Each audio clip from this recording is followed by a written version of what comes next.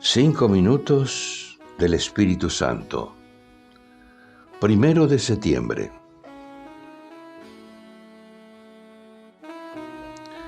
Ven, Espíritu Santo, como caricia que calma.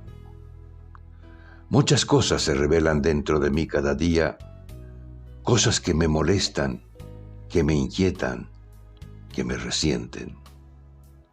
A veces mi interior se perturba por cosas que no son tan importantes y me lleno inútilmente de una inquietud que me hace daño.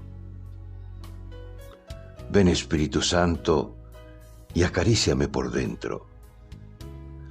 Pasa por esos sentimientos que se sublevan y cálmalos con tu caricia santa. Pasa por mi cuerpo lleno de tensiones y serénalo con tu caricia suave. Pasa por mi piel que se resiste a tantas cosas y apacíguala con tu caricia tierna. Pasa por mi corazón que se trastorna y aquíétalo con tu caricia tibia.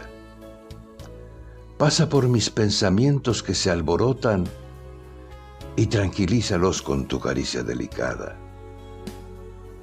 Pasa por mis afectos que me queman y apágalos con tu caricia fresca.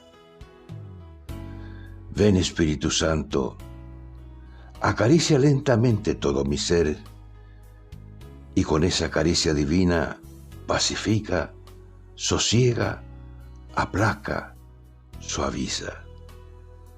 Ven, Espíritu Santo. Amén. Cardenal Víctor Manuel Fernández.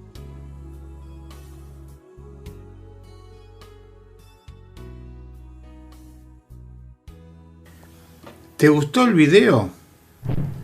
Danos un like, un dedito hacia arriba porque te gustó. Suscríbete al canal y no dejes de tocar la campanilla, así te avisaremos cada vez que subimos un video.